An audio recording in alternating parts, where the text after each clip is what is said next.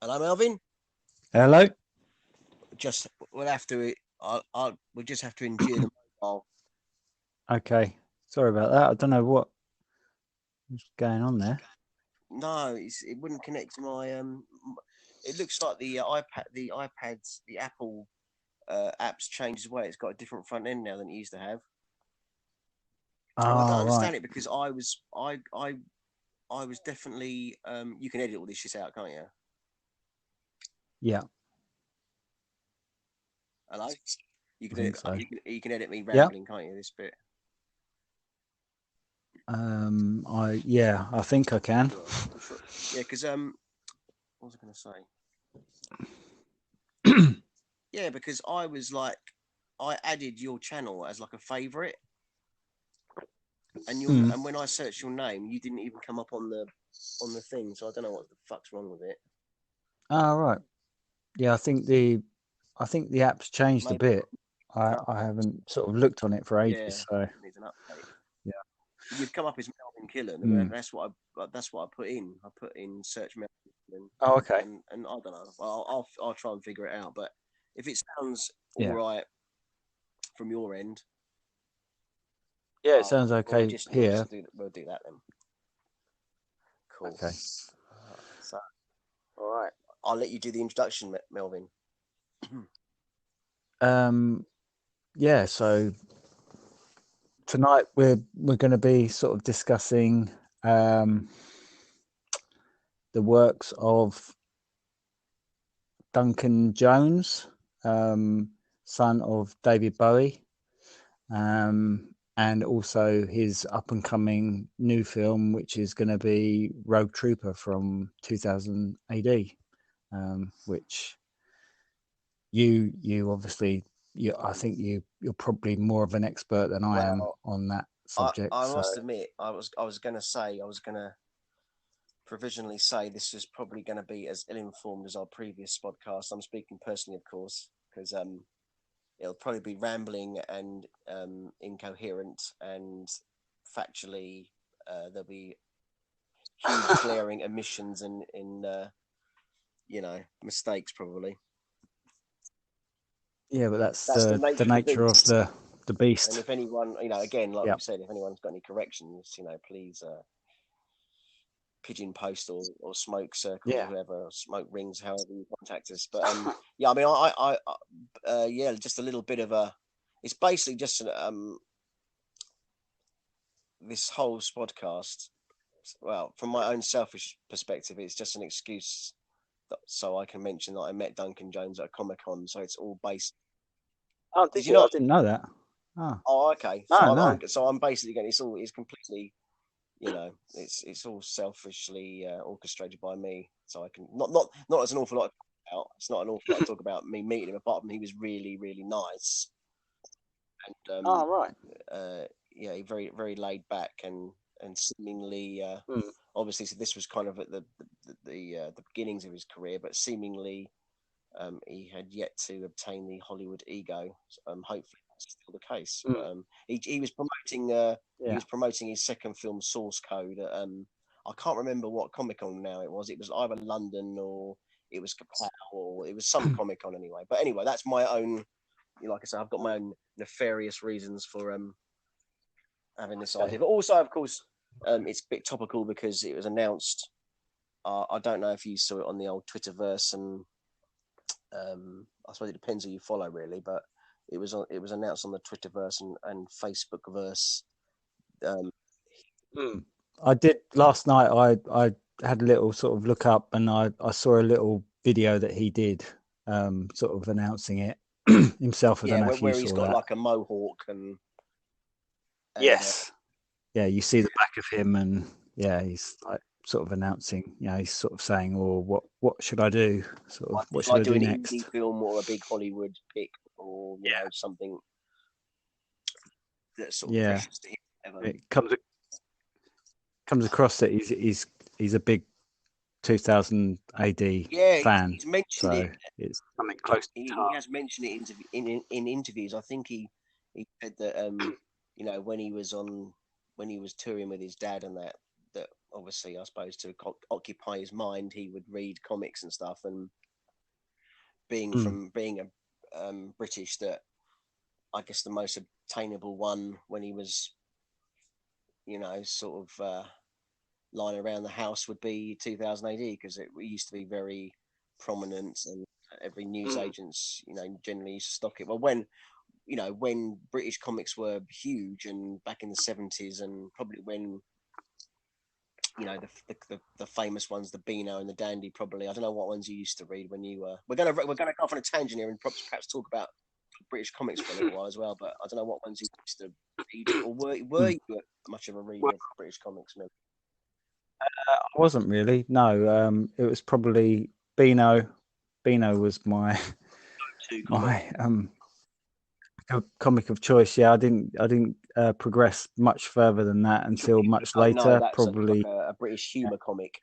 It very much in the tradition Yes. of slapstick and.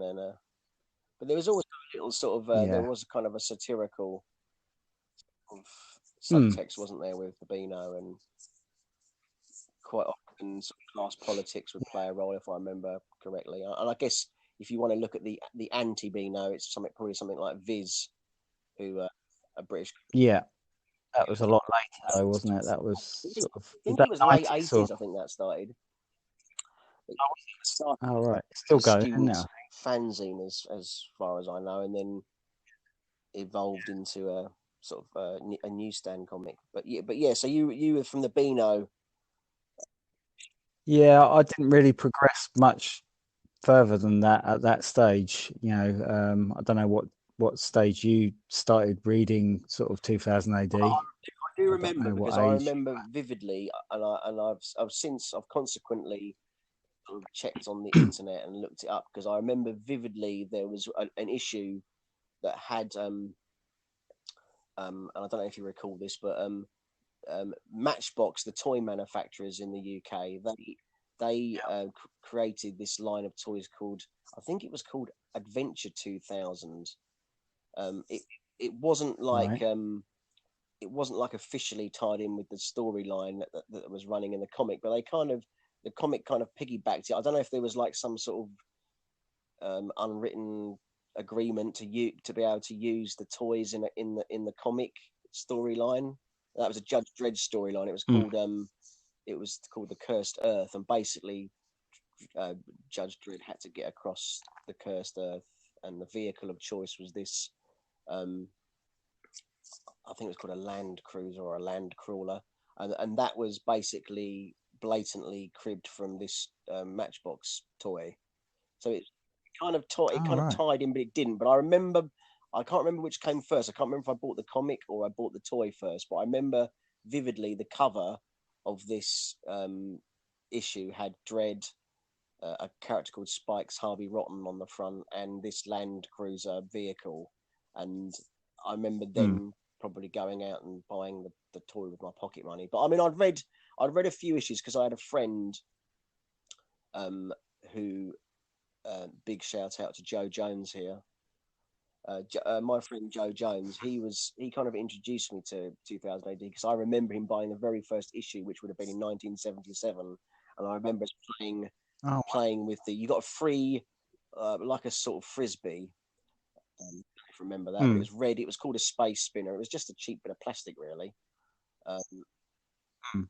and I think it was repurposed for many of the comics at the time. Did the same sort of thing, like a frisbee. Yeah, it was a big I think thing, a comic sort called of. Tornado Like, did a similar thing. Eagle did something like that yeah. when it was in the 80s. But Oh, but I remember playing with that on the field, and I remember going to our local post office to buy issue one, and issue one had sold out. I don't know how many copies they had, probably only a couple. So I was very mm. disheartened by that. So I kind of gave up on that and went on to read other stuff like Battle, which was a war comic. Oh, yeah, yeah. I used to read those. Yeah, Yeah, stuff like that. yeah, yeah. So I probably didn't pick up an Very. issue in earnest and read in earnest probably until about issues are called progs for people who don't know 2000 AD. Every issue is called a prog. It's not called an issue. So if I refer to a prog, it means issue basically.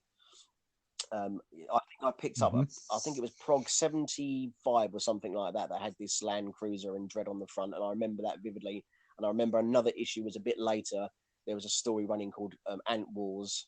And the cover was made to look like a newspaper report that basically was saying the ants are taking over, the world. And I remember that scaring the shit out of me. I literally had no things about that because there was like a picture of a massive, like, mutated ants on the cover. And like a news headline saying, ants, whatever the headline was on the cover, but it's made to look like a newspaper front page. And I think at my very young, tender age, I was probably about 7 then. I actually probably thought, yeah, shit, man, mutated ants, it could happen. And it scared the living crap out of me. There was like a sort of big ant towering over this kind of skeletal human that had juices sucked out of him. And it actually gave me nightmares. So I've got a lot to thank 2000 AD for messing with my brain, basically messing me as a kid. I think you were a bit further advanced than I was. Like I was probably at 8. I was still on the Beano, and I used to read to. I think it was too advanced for me. I think I used to get 2000 AD, but it was very sophisticated for me at that age. I mean, I was only 7 or 8. And a lot of those things went completely over my head. I think, stuff like Dread, I never really got the satire, obviously, at that age. And it's only looking back now that you. So I did sort of fall in and out of love of 2000 AD because it was just I wasn't really ready for it. I kind of compare it to like music, where sometimes you listen to an album and it takes a few listens to sort of get the groove. And I think that was the same with 2008. I need to be older to really appreciate it, I think. That's right. Yeah, you can rediscover things, can't you? And see it in a different light. I was tempted away by Whoopee, which was I don't know if you remember Whoopee, but it was like that was a humor comic, which I think one of their first free gifts, because British comics used to love giving free sort of cheap plastic shit away, didn't they? I think it was a whoopee cushion. was called Whoopee. Oh yeah. I remember taking that to school and like using that, quite liberally in the schoolyard, the playground, making the fart sound. There was always things like that. Whistles or there was random stuff, wasn't there? Really, that they used to give away, but. And I vaguely remember reading a comic called Scream, a few issues of that, which was a horror comic, but I think they gave away a free spider with like a plastic spider with one of them. That was a free gift. Right. It's just tap, basically. So yeah, like you, it probably took me a few years to really get hold of, to grasp the sort of complexity of the characters in 2000 AD. And obviously Rouge Trooper, which we will get onto, he kind of appeared quite a bit later. He appeared in the 80s. So by that time, I was heading towards my teenage years, so I was kind of ready for that sort of storytelling. Yeah. But it's become like a lifelong sort of thing for you, sort of now. I'm not as obsessed as some fandom, which you find people to get very obsessed with it. I mean, I suppose I am semi-obsessed. On a scale to 1 to 10, I'm probably like a 7, but I wouldn't say I'm hardcore. I couldn't tell you, I couldn't recite, specific details, or like some people, they're very good at like they can remember almost every storyline. I couldn't do that. I mean, my sort of age has taken its toll, I'm afraid. So, but I guess, I mean, for me, it's up there. I guess some people. It's the equivalent of Star Wars for some people, I guess, like 2000 AD for me. And obviously I love Star Wars as well. That was a huge sort of milestone, seeing that at the cinema when I was 7 years old. Star Wars, it was like, it blew my mind, basically. But always in the back of my mind, it was great seeing stuff like American movies, stuff like the early superhero stuff like Superman, Christopher Reeve's version. But always in the back of my mind, I always felt like, but wouldn't it be great if some of our comic characters got a bit more recognition? Because why can't we do it? Because the comics were so rich and there was so much material that could be drawn from. It always felt quite frustrating, and that's why I was so excited. And we have this as a story that because I've known you obviously bloody decades. When finally the first Judge Dredd film made it to the big screen, which was just like an amazing thing for me. I remember at the time being so excited. It was a mixture of it sort of elation and trepidation, because I was just like, oh, please don't fuck it up, please. It's like that was almost like Britain's, it was like the calling card to to Hollywood. Like, look, here's a really really cool comic book character, and and he's as good as any of the American comic book characters, and and this would open up the 2008 universe to potential movies. And I had it all mapped out in my mind. Oh my god, we're going to get an ABC Warriors movie, and then there'll be a Rogue Trooper movie and a Strontium Dog movie, and then we'll have a Slain movie, and then the sort of the list of comic book characters is endless really in 2000 AD. But of course history proves that didn't happen, because the 1995 Sylvester Stallone starring Dredd movie was an absolute bomb. It flopped. It couldn't compete with Val Kilmer's Batman, which was actually no. I mean, Judge Dredd, the '95 film is a pretty it's a pretty bad film, and it's a mess, and it bears very little relation to the comic character. But I still think it's a better film than the Kilmer Batman. I can't remember, what was that? Was that Batman Forever? Was it called? Carey and I can't remember. Tommy Lee Jones. Yeah. But anyway, it was Stallone film. It wasn't Dredd for me, and then we had to wait like many other years, 18 years was it, until we got the Carl Urban one in 2012, which was actually a really faithful adaptation, but that didn't do very well at the box office either. So I guess I thought that's pretty much game over then for 2000 movies. Yeah, I wonder why that is. I wonder. Do you think it's because it's not American and the Americans just don't take to it? There is a bit of protectionism with their. It's like I think there's quite a. Obviously, I'm speculating here, but my take on it is that they're very unwilling to embrace another culture's, sort of culture, if you like. That old term that our media studies teacher used to use, John Mahoney, wherever you are, if you listen to this, hi. Cultural imperialism, where it's like they got their comic characters and their superheroes. They don't really want anyone else's. They don't really need anyone else. They've got enough. So in these young upstarts, these little country like like the UK produces a comic, are they really interested in the fact that no one really reads, that they're hard to sort of access really, like I mean, I guess even something as huge as manga's massive in Japan, but I doubt very many American readers would read a manga comic. And it's all about money and marketing and what they think, I guess, sells. And obviously if you've got an established character like Batman or Superman that have been going for like 80 years, you're going to rather rely on them than try and adapt something that no one's really aware of or heard of, which I think's the problem. That's the problem with which was I think the last two Judge Dredd films found, is that it was hard to penetrate that quite closed market, really hard to penetrate it, and also the humor and the satire, because basically Dredd is taking a pot shot at American politics and American culture in a way. It celebrates it, but it's also kind of satirically criticizing it. And I think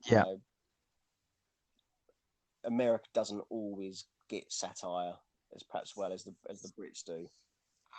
So I think that's always been a problem of it crossing over to the States. Yeah, it's quite subtle, isn't it? Like, it's not. It does sometimes, but then you get something like Python. Monty Python was massive in America. I mean, that was kind of a fluke, maybe. But I think generally they don't like other countries come along criticising their, their sort of culture and politics. So that might be why it hasn't had the market penetration. But they are now, aren't they? Like, going to do a TV series Judge of Dredd Mega Dredd, City or 1 that's apparently in pre-production, and I think that's going to be, as I understand it, filmed in the UK. So I think there is some American money involved as well. I think the American company Lionsgate, I think they had a hand in the 2012 Dredd movie. I think they're stumping up some cash for it. Okay. But it's all a bit quiet. I mean, there's the big San Diego Comic Con is on at the moment in America, so I don't know if any more little tidbits are going to come out about that. Duncan Jones has said on his Twitter feed that he won't be at San Diego to talk about Rouge Trooper because he's too busy sort of prepping it. So we won't get any info on that for a little while. As these things, they take a long time, don't they? Really. Yeah. So there's no news on who's going to be in it or anything like that. Sort of early days. He's writing it. I mean, the Rouge Trooper movie's been trying. I mean, I've kind of followed the saga. It's there's scripts that have been in existence for many years. I think they even tried to get it off the ground about 10 years ago, I believe, 8 or 10 years ago, and they had a script written by a comic book writer called Grant Morrison, who's really big in the States now, but he's more famous over here for writing a kind of satirical superhero story called Zenith, which ran in 2000 AD. I don't know if you were reading 2000 AD when Zenith was in it, because you sort of read it in the early 90s, wasn't it? So. Yes, yeah, early 90s. But he's gone to Hollywood and America, and he's written Batman comics, and there's a thing. He wrote a comic called Happy, which has been converted. Oh yes, yeah, I did watch some of that. Yeah. On Netflix over here, and he's had a hand in that, so he's kind of,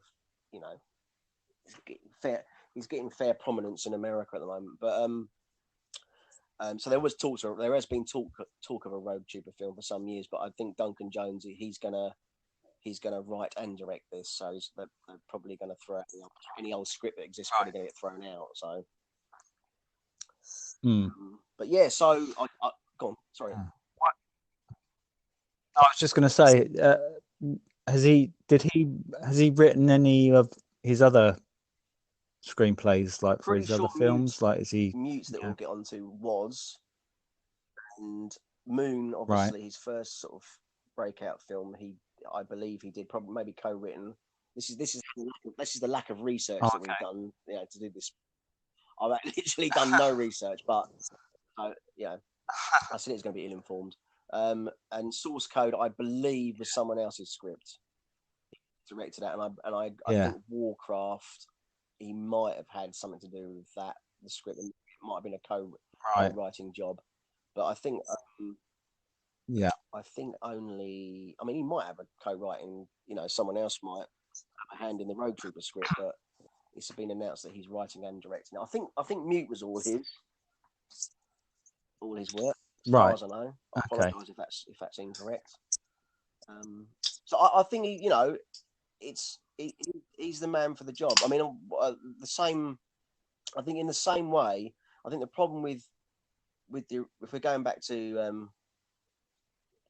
trying to adapt a 2000 AD story into a film, I think maybe American writers would struggle.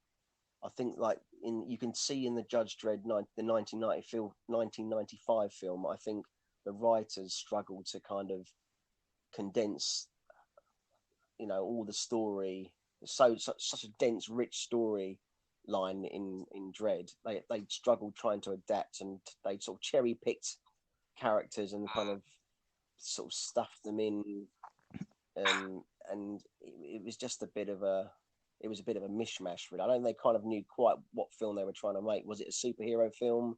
Was it sort of dystopian science fiction film? Was it you had Rob Schneider being a really annoying sort of comedy. He was kind of the comedy relief. comedy sidekick. I mean, what were they? They were riffing off Lethal Weapon, I guess. With but what I hear about the 1995 film, they originally wanted Joe Pesci as Rob Schneider's role. He was kind of courted for the character of Fergie, which Rob Schneider. I was getting mixed up. Schneider or Scheider? Scheider, I think. He was courted to play the part that Rob Schneider ended up playing. Joe Pesci was, I guess, because he had that role in the Lethal Weapon movies where he was kind of. Yeah. So they wanted sort of more of a buddy type. Yeah. Thing to I it. mean, that which was obviously very prevalent in all the rage in the 90s, wasn't it? In the 80s, like Beverly Hills Cop and Lethal Weapon, and they all had to have a buddy, didn't they? But yeah, I just don't think they really got a handle on it. And obviously, with the 2012 Dredd film, you had a British director, Alex Garland, who also wrote the screenplay, and he also grew up with 2000 AD. So I think it helps to have someone who's totally immersed in the lore, if you like, not the lure, but the lore. And so I think that bodes well for Rouge Trooper, because you've got obviously Duncan Jones is British, and so I think he's got that sensibility that maybe someone coming at it from America perhaps wouldn't have. But I mean, yeah. What do you think? Yeah, I think, there, so I'll give you. Like you say, because he's British, and he obviously has his star is sort of rising, isn't it, at the moment? Like, so in Hollywood, he's sort of, I wouldn't say he's like hot property as a director, but he's like, he's probably thought of. I mean, he's only made. He's not made many films, has he? But the films that he has made, though, because he only, as I remember it, Moon came out in 2009. Was that his first? That was his first, wasn't it? Like, he's done commercials and stuff before that. If I'm right. Yeah, that's usually how they get into the film business, isn't it? Start out in commercials. But Moon, I haven't seen Moon, but Moon was really successful, wasn't it? Low budget sort of, little indie British film that kind of came out of nowhere. I mean, it's a little, it's not perfect. It's a bit rough around the edges. One thing I was trying to, this is what I say I didn't prepare for this. I had one person in my mind to prepare for this podcast, and I thought I'm gonna have to. I want to think of a clever comparison, and how I kind of see it is he's a bit like Terry Gilliam. It's funny you should say that. It's very funny that you should say that, because when I was watching Mute last night, his name came to my mind.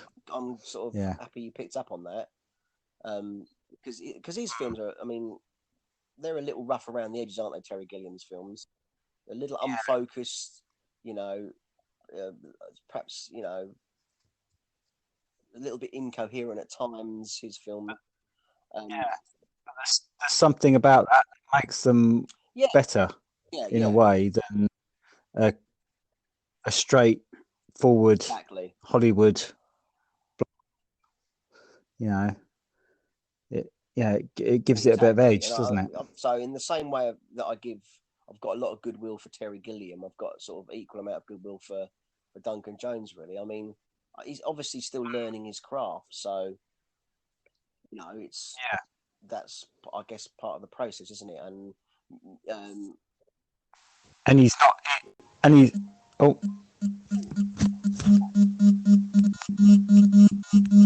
sounds like a hornet. What was that? It was that was another call. It's okay. Is that the Russians? Yes, the Russians. Yeah. Yeah, so like just as we were saying, a little, that same sort of quirky sort of sensibility about the films, and um, for how low budget Moon was, it was, it's and you say you haven't seen it, it's worth watching. I haven't seen it. It's a little derivative, it's a little bit derivative, but you know, it's hard to do something completely original these days, isn't it? But it's it's for what he did on such a low budget, and that's again, I think he's quite good at the keeping things under budget and cheap, and I think that's probably to his advantage, because I see. Yeah, I just think he's quite an efficient filmmaker by what I can tell of seeing his films. Oh, okay. So I think that'll bode well. That's very different than Gilliam then. Well, yeah, in that regards, yeah, because they sort of go spiraling out of control, don't they? And budget. Yeah, exactly. He might have a bit more of a handle on the business side than poor Mr. Gilliam, but yeah, there you go. But I mean, yeah. So Moon, and then Source Code was his kind of Hollywood calling card, I guess, and a bit more conventional. Jake Gyllenhaal's in it. I don't know. Did you ever see that? Yes. Yeah, I quite like that one. Yeah, it was all right. It was good, wasn't it? It was quite a bit formula, but yeah, it was entertaining, wasn't it? It was, and that, again, it had a bit of the sort of Gillians about it, didn't it? Really. Yeah. Yeah, there was an edge to it. It was more Hollywood. Yeah. Much more sort of in the vein of, he was sort of, I guess, working for a big studio, I guess, for that one. Yeah, that's right. And you had a conventional protagonist in, Jake Gyllenhaal's character, and, had a sort of romantic subplot, which is always, Hollywood. Yeah, but it had quite an interesting sort of premise. Yeah, because he could reverse time, couldn't he? He went back and played the same event over and over again. That's right. Yeah. He was doing that anyway. Spoilers. I mean, I can't. I'm trying to remember the actual end, but the end's. Well, I don't want to ruin it, but for anyone who hasn't seen it, but it's sort of, it's got a bit of a curveball at the end, isn't it? The end is a little bit of a. Yeah, I'm trying to remember myself. Like it's on a train, isn't it? And the train crashes. I remember like a bomb that goes off, isn't there? Like a suicide bomber or something. Yeah. That's it. And that's it. Yeah. On the train, and he get somehow, he can replay the event, can't he? And subtly change the events to avoid the bomb going off, basically. That's right. Yeah. So I'll probably have to sort of rewatch that, because I'm a little bit hazy on the end, but I seem to remember it's got like a bit of a twist at the end. I seem to remember. Yeah. And then so there's that, and then of course, probably not as successfully, arguably, Warcraft. No, I didn't finish watching that. I think I probably managed half an hour of it. It was a bit tough. All of the rings, wasn't it, for me? Wasn't that what you about it? But I'm kind of done with fantasy genre at the moment. I think I'm just overkill. I think with fantasy. And I guess. I guess with that sort of film, you have to be a fan of Warcraft, or. Do you know what? I was thinking exactly the same thing. I think if you're a die-hard Warcraft obsessive who've played it ever since. Oh yeah, you both thought, oh yeah, it's just like the world come to life. And I mean, technically, again, this is why I'm optimistic about Rouge Trooper. Is technically, I remember seeing it. I went to see it in 3D at the local cinema, and I remember technically the moments of it were quite astonishing. Like the realism in the computer generated characters was quite amazing. It wasn't always consistently good. There was a few ropey effects, but that's why I'm kind of intrigued what he's going to do with Rouge Trooper. Will it be CG because the blue, obviously Rouge Trooper is blue, or are they going to use makeup? And I guess that's probably budget dependent as well, because I don't know how. It's probably going to be fairly low budget, I would have thought. With Warcraft, it just seemed like it was just too much CG. It was CGI, wasn't it? It was very long. And for me, it had quite a sort of conventional sort of plot. Really, it was a little bit too sort of simple for my taste, that plot wise. I guess maybe that's the nature of it being adapted from a game, because I'm not dissing games. I'm a gamer myself, but they're not always the most sort of deep or sophisticated storylines. I'll probably get lots of gamers now saying that it's bullshit. Those games are equally as deep as movies, but for me, I mean, but again, I think because as I understand it, Duncan Jones is a massive gamer as well. So he's he's a big gamer. So it was a bit of a dream project for him, because and a bit of a passion project again for him. He is a massive gamer, and with Rouge Trooper, he can it's 2 for 1 really, because it has been adapted into a computer game as well. So it's a game and a comic. So now it's going to be a game, comic, and a movie. So it's covered all the bases, isn't it? Really. Yeah. So potentially, it's got all the ingredients to be something sort of interesting. Yeah, definitely. It'd be interesting because it's, again, I mean, it's been the story is quite old now. 80, what are we now? 2012. So, I mean, there's probably like 30 odd years of storylines you can draw upon. I mean, in the comic, I mean, this is my hazy memory, so apologies for diehard Rouge Trooper fans here, but basically, Rogue is double crossed. He's like a genetically created infantryman. He's fighting this war on New Earth, this never-ending war that seems to go on forever, a war of attrition. Neither side seem to be getting anywhere, and he's double crossed by a general in his ranks, and then the basic plot kicks in, where he's basically trying to find the traitor general and basically kill him, because he gets all his comrades get massacred in the Quartz Zone massacre, and so the whole sort of thrust of the plot then of the comic was he's hunting to find out who the traitor general is, so he can basically get his revenge. So it's quite a compelling story. And then it goes off on tangents, and there's little side quests, if you like. Again, it is a bit like a game, I guess. I can see why it was a sort of obvious choice to adapt into a computer game, really, because it was little side quests and things. And so it'd be interesting to see what he comes up with, really, what storyline he decides to follow. Yeah, he can cherry pick a lot of storylines from all the years of comics that are out there. But again, great for a little British comic that was a bit punk, and that no one thought would. I mean, that's the story is no one thought it would last past. Well, no one thought it would last past the 70s, let alone the 2000s. So that's why they chose the title 2000 AD, because they thought, well, no way is it going to be going in the year 2000. That's a bit. So how many years has it been going now then? 41 years this year, I think. Yeah. Wow. That's right, isn't it? 77 it started. Yeah, 41 years. So it's been going 41 years. Bloody hell. Nearly as old as us. Not quite though. I don't think much is as old as us. And by all accounts, it nearly folded in the 90s. It had a bit of a patchy run in the 1990s, and Rebellion finally bought the company. They bought the comic from a company called Egmont, who basically just didn't really know what to do with the comic. So they kind of saved it, really, because it was kind of running into the ground in the sort of late 90s, and they bought it in the year 2000, which was quite apt. Oh, right.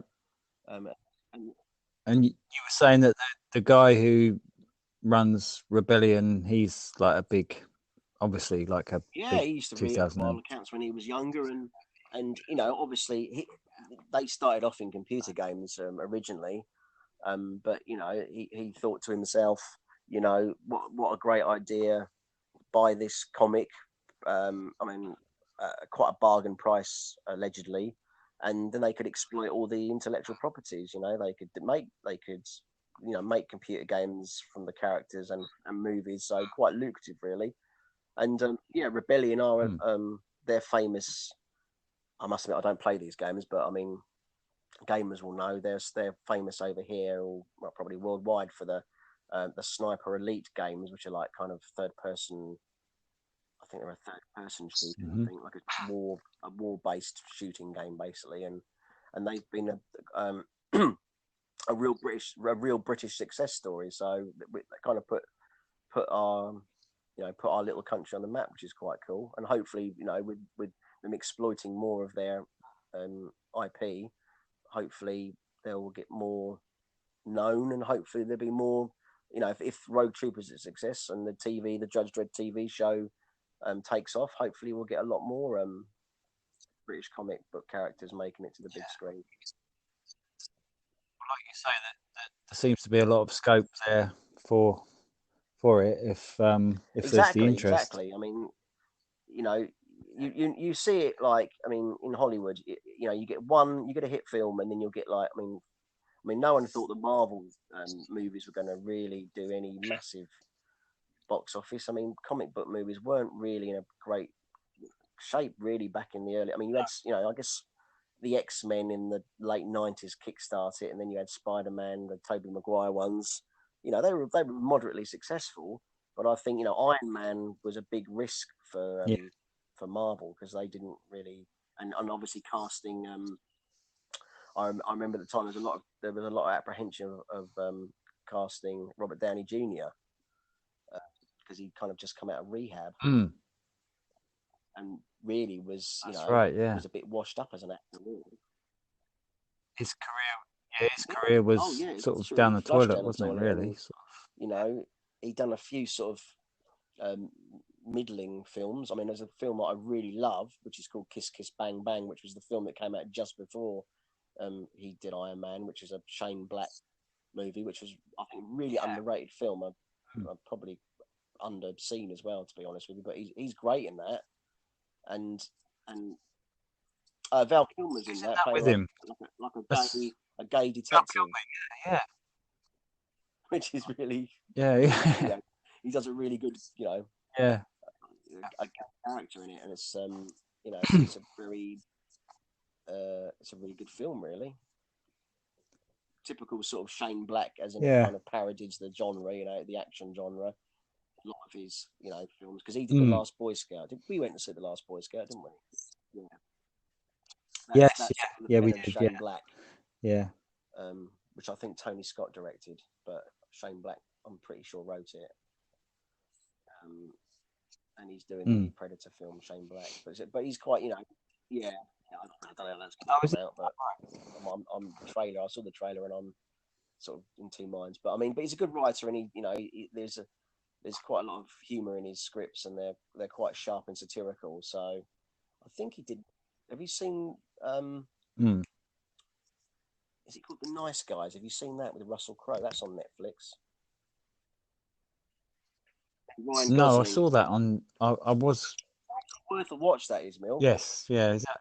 If you've got some time to. I mean, it's okay. a bit. It does sort of outstay its welcome a little bit, but the first hour and a half is really entertaining, and there's some really great dialogue in it. Really excellent dialogue, and Ryan Gosling, who I can give or take generally. Yeah, but he's really funny in this. It's like he does show that he's very good at comedy, because he's basically the brunt of every pratfall and a bit of brutal violence. He seems to get it all the time, and he's a very sort of downtrodden character, and he plays it really well. Russell Crowe. Who else is in it? It's Ryan Gosling. Yeah. See, I'm not a huge Russell Crowe. No, I think they get on. Fan either, really. I think what works in this film is the chemistry between them, because they seem to have really good chemistry. I mean, right. I've seen some awful Russell Crowe. I mean, The Mummy. I don't know if you ever saw the latest Mummy film with Tom Cruise. What a mess that is! That film, but it's quite. It's for sort of research purposes, it is a good film to watch. It's quite it's such a train wreck that it's almost like it's like I don't know. Remade it. I don't know why. Start this universal horror universe, like a cinematic universe, like Marvel have done with all their comics. They wanted to. They're obsessed with now, aren't they? That exactly. So just They can just basically churn a it money out and then machine, they'll isn't have it? a big, you know, because it is played very Yeah. much like a sort of, you know, the tropes are very much like superhero tropes. So like, you know, Tom Cruise, well, although he's not a superhero, but like Russell Crowe in it, because Russell Crowe's in The Mummy, and absolutely terrible. Talk about bad casting. I mean, he's got the worst Cockney accent since Dick Van Dyke. Really. It's something to behold. It is worth watching, you know, just for that, because it's, you know, Right. it is absolutely unbelievable. His accent, it is cool, blimey, governor. It's like that. Terrible. And Cruise just looks bewildered. He looks like normally he's obviously, you see him, he's quite, you know, sort of, you know, he seems very in control, focused, exactly. Very And focused, isn't he? in this, he just seems completely out of his depth, which is quite something to watch, really. Because tonally, the film's all over the place. You know, it's kind of a bit slapsticky, and then it's a bit kind of comic booky, and it's a bit horror. It doesn't really know what. I'll tell you what it reminded me of for some bizarre reason. I don't know how it reminded me of. I mean, maybe it's just some of the. I don't know, just some of the tone of it. It reminds me of a really. Again, it falls into the "it's so bad, it's good" category. A Toby Hooper film called Life Force. I don't know. Do you remember that with the naked vampires? It's got a naked vampire in it. Naked vampire woman who basically just show off. She's just walking through the whole film completely stark, bollock naked. But it's such a weird tonal mishmash of sort of comic and horror, and it's just you know, tonally, you know, all over the place. And for some reason, The Mummy reminded me of that. Just that it didn't really know what it wanted to be quite. You know, was it a horror film? You know, was it a classic horror film in the sort of Universal monsters style, or was it a Tom Cruise action vehicle? You know, was it a vehicle for Tom Cruise? It just didn't know what it wanted to be. It's just a mess, but it's definitely worth watching on how not to do one of those films. Basically, if you're a film student, it should be required viewing, I think. But we got Russell Crowe we're talking about, yeah. So yeah, he's done some shit, hasn't he? Yeah. Wait, his early, like, I was a big fan of his early work, but yeah, as he sort of got, you know, more Hollywood, I sort of went off him. Yeah. Romper Stomper, was he in that? Gladiator. That was the first film that I remember seeing him Like sort of in. Yeah, that was really good. Yeah. But yeah, I don't know. We've gone off onto a tangent on I don't know. Shane Black movies, but yeah, I don't know how we got there, but we got there. But Netflix. Yeah. That's what. Maybe that's how we Netflix. got into it, because we were talking about both because Mute was a Netflix. Yeah. They stumped the cash up for that, didn't they, Duncan Jones? Yeah. We have discussed. Yeah, it, Mute. Really, no? Yeah. Let's talk about that, because like I couldn't finish watching it, or I haven't yet. Maybe I'll go back and sort of try again. For me, there's standout scenes that are really good. Almost like a little vignette of good scenes. There's like but as a whole, it just doesn't really quite coalesce. Doesn't quite hang together. I didn't really sort of get what it was trying to be like, because one minute it looked like it was like Blade Runner, and I don't know what it was. I don't know. Blade Runner was certainly an influence, wasn't just it? didn't.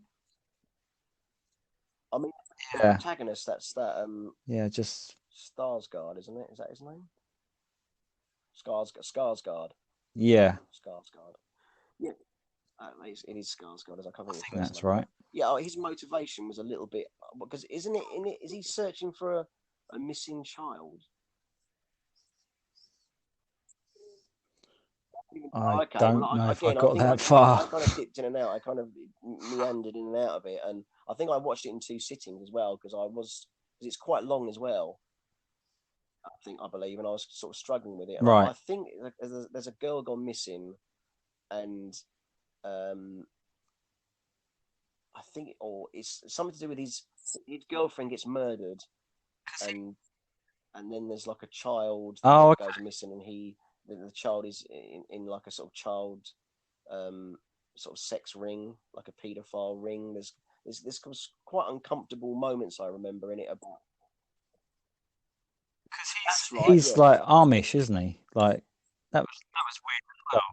And at the beginning of the film, like you he gets, I don't know what happens to him, but he gets attacked or something in the water, doesn't he? That's Right, right. and his It's mute, throat isn't it? And he gets, can't but communicate. that's why he can't. And because of the religion, they won't let the doctors operate on him. So yeah, that's why he's lost his. That's why he can't speak. But like you say, it just seemed a little Yeah. unfocused. Quite what it was trying to say.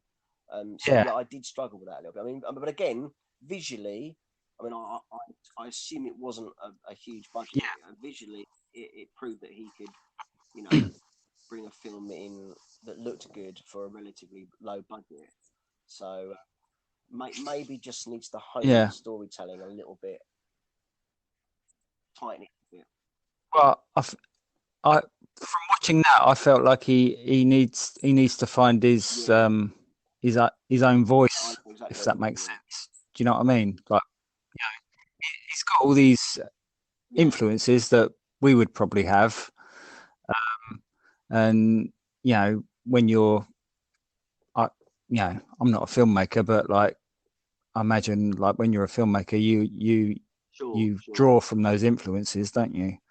But I think, you know, obviously, hopefully, he will draw from that, and Yeah. his own voice will sort of come That's out. the And that's what you hope for, isn't it? That you, like you say, you'll find something that has something to say that's quite unique and you know can resonate with an audience that you know they can connect with. I did that. yeah, and like you're saying, Unfocused, it's and I a think little bit Mute was quite unfocused, divisive in popularity. I think it kind of it right? did divide the audience, which sometimes that's a good thing. I mean, I've seen some films like there's a very divisive film that came out called Under the Skin, which had you saw that, didn't you? With Scarlett Johansson. Yes, yeah, See, I love that yeah, because it was yeah. just I really like weird. It that. was Yeah, not like it was odd, and it wasn't like anything else. it was like Yeah. why I is mean, she in it? it's Why filmed in is bloody Glasgow, and what? you got Scarlett Johansson walking around Glasgow with like a mink coat on or something. It was just bizarre. Yeah, a white Driving transit around van. in a van. Absolutely bizarre. Yeah, But I did sort of, very I weird. did really enjoy that. But I know there's people who absolutely vehemently hate that film because if you Right. anyone who reads internet comments, which I do sometimes, very divisive. Some people just did not get it. It's like, I could see how you could think like it was erring on the it was borderline, wasn't was it? a little bit.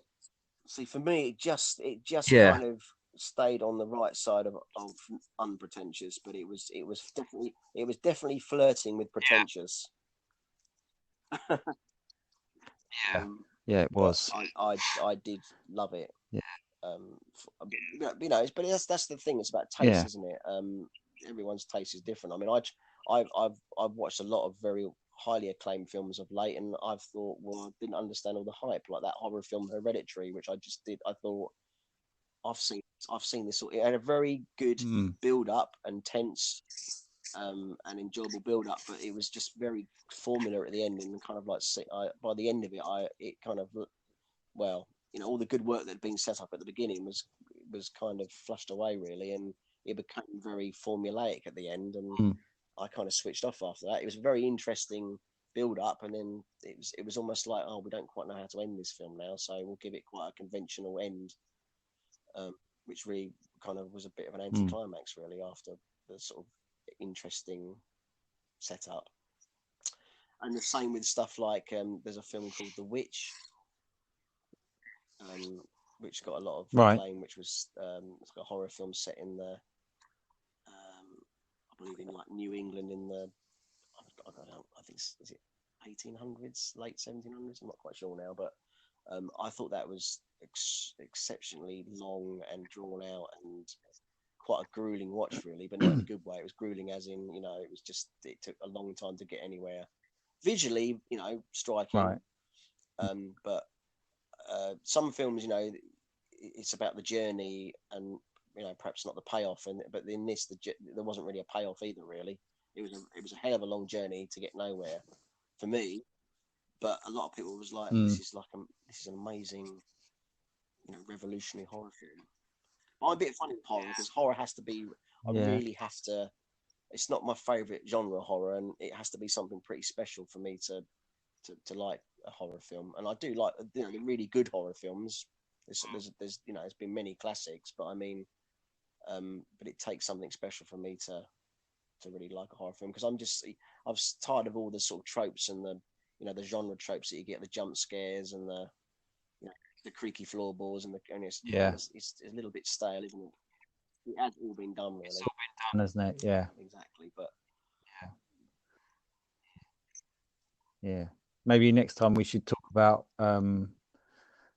like The Exorcist, The Exorcist, which is probably my favourite. That to me, that is the defining horror film of all time.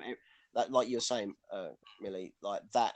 I probably, you know, probably wrongly, it's probably like, you know, doesn't probably help my enjoyment of films, but I hold that as such a high benchmark that every other horror film that comes along, I would have to even if it's like, you know, sort of narratively not similar, but I have to compare it with The Exorcist. Yeah, that just scared the Jesus out of me because it's so plausible, and I think it's done in such a clinical, sterile way.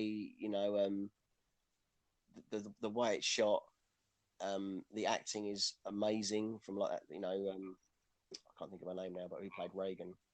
You know what I mean, don't you? The girl. And I just think, yeah, I mean, a stunning film, and that's and when I see a modern film, I'm constantly comparing. Well, is it going to be as good as The Exorcist? You know, and that's unfortunately what happened with Hereditary. It was all the posters like it's the best horror film since The Exorcist, and already I'm thinking, really, is it? You know, already I'm being a bit cynical. I bet it's not as good as The Exorcist, and of course it wasn't. So no, that's a stupid claim to make, isn't it? Really. Film with a service. Yeah. So, what have you got any musings of anything films you want to see, or anything you watched recently, or any ideas for the next podcast? Not at the moment. I don't know really. I'm a tiny bit out of the loop with current releases, so I mean, I don't know. Do you know any up and coming films? Yeah, so you're a bit like a nomad at the moment. Yep, yeah, I'm a bit of a hermit. I don't know. I keep my eyes peeled. There's nothing immediately that I'm thinking. I mean, there was a film, that Joaquin Phoenix film that Lynn Ramsey directed called "You Were Never Really There" or "Never Really Here." You were never really there. Where he's like a hitman. I mean, that completely bypassed the cinema around here. So that's probably something I've got to catch up with on DVD or Netflix. That's one that's kind of I've stored in my memory bank that I'd like to see. What's coming out? I don't even know what's coming out in the next couple of weeks, to be honest, or the next month, to be honest with you. I really couldn't tell. I'm probably going to see the it's they're junk films, but they're quite enjoyable. I'm probably going to see the next Mission Impossible movie because I do kind of quite enjoy them. But you know, I know it's hardly highbrow, but that would probably be one to watch. But yeah, after that, I'm not even really what's coming Mm. out. I don't really. I mean, it's sort of. I don't know about you, but I Mm. do flick through the movie magazines just to try and keep myself abreast of what's about and what's about to be released. I flick through Empire and Total Film or something Mm. when I'm in W.H. Smith sometimes. Um, but I must admit, Mm. there's not. What else is coming out? August time. Something's coming out August time. I'll probably go and see the Predator film because I think that's out soon. Um, my Mm. expectations aren't high, to be fair, but I might give it a go. As Mm. Well, um, I'm just thinking off the top of my head, like of like different things that we could talk about, like next time or like another time. Maybe we could talk about uh, comedy influences, like oh, stand-up yeah, comedians steer that away have, from the yeah, you know, sort of mixed up, isn't it?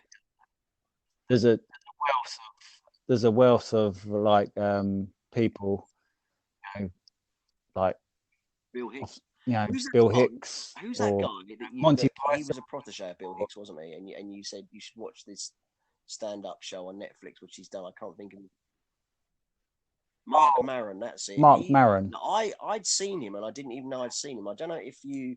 I mean, I've not watched too many episodes of this, but so I can't tell you how it sort of develops. But um, there's a show on Netflix called Glow, which is about a Oh, okay. female. It is called Glow, isn't it? I'm sure it's called Glow. It's about a female wrestling team from the 80s, and Mm. he's the coach. He's like a really cynical. All right. It's worth watching for him, really. He's really cynical, sort of Ah. son of a bitch, basically. In it, like He did a TV series as well, oh, which did was he? just called Maron, um, which I watched quite a lot of it. You know, it was sort of similar to. Um, Is that on I'm Netflix? trying to think. Oh, I can't. What did you see on Amazon? It. I'm not sure. It may have been on Sky. I'm not sure. Um, yeah, that was really good. That was just basically him being himself, his life. But yeah, yeah, that's what I first saw him in, and then I listened to his stand up, and yeah, I I think Yeah, he's well, really if we good. could talk about comedy influences, Yeah, we so, can mention Python and Sellers and the Goons and Spike Miller. yeah, like Bill Yeah, Hicks and Peter Kirk, there's a you lot. know, There's a lot to all isn't there? Derek and Clark, all that. Right, well, I think that sounds like Yeah, so that sounds doable, Mill. So yeah, I guess wrap up the okay. spodcast then. It sounds good to me. I think I we've think we covered have. quite a lot there. I hope any listeners who have been listening or will listen enjoy it, and I hope you will join us again sometime soon.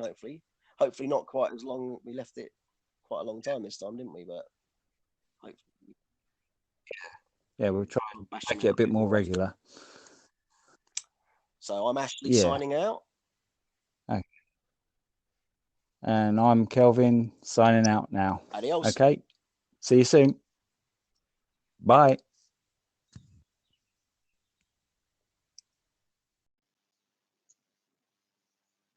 This is a short introduction for our new podcast, which was recorded last night.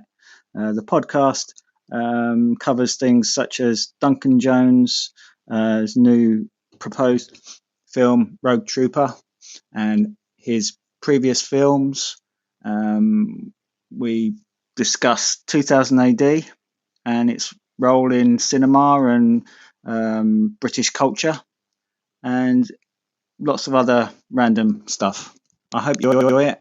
If you do, leave a comment, a voice message, and we'll get back to you.